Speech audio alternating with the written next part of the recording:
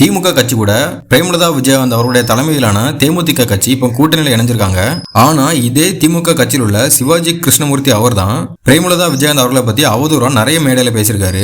அவர் என்னெல்லாம் பேசியிருக்காருன்னா, விஜயகாந்த் பொண்டாட்டியா அவ பேரு எலிபெத்த பிள்ளை மாதிரியே இருக்காங்க, அவ முன்னாடி இருக்க 2 பல்ல பத்தியா, வாடி மொவல 2 பல்லையும் புடுங்குறேன், எங்களுடைய தேர்தல் அறிக்கையை பார்த்து தான் எல்லா மாநிலத்திலையும் வெற்றி பெறுகிறார்கள், திமுக எங்களை பார்த்து பயப்படுகிறது அப்படின்னு பிரேமலதா விஜயகாந்த் அவர்களோட குரல் மாதிரியே பேசியிருப்பாரு.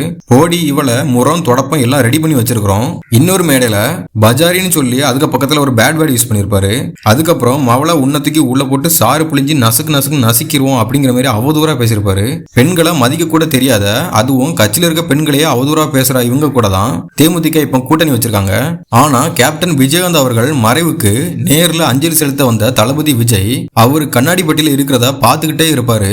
பிரேமலதா விஜயகாந்த் அவங்க போங்க அப்படின்னு சொல்லும் போதும் தளபதி விஜய் போகாம திரும்பி அவரே பார்த்து ஏக்கத்திலே இருப்பாரு. இப்படி ஒரு உண்மையான மனசை சம்பாதிக்க உண்மையான பாசம் வேணும். அந்த உண்மையான பாசத்துக்கு தான் தமிழக மக்கள் எல்லாருமே இப்போ தலைவர் விஜய் பக்கத்துல இருக்காங்க. கேப்டன் விஜயகாந்த் அவருடைய ஆசீர்வாதத்துல தலைவர் விஜய் கண்டிப்பா முதலமைச்சர் ஆவாரு. கேப்டன் விஜயகாந்துக்கும் தலைவர் விஜய்க்கும் இருக்கிற அன்புக்கு நீங்க எவ்வளவு மார்க் போடுவீங்க அப்படிங்கறத கமெண்ட்ல சொல்லுங்க.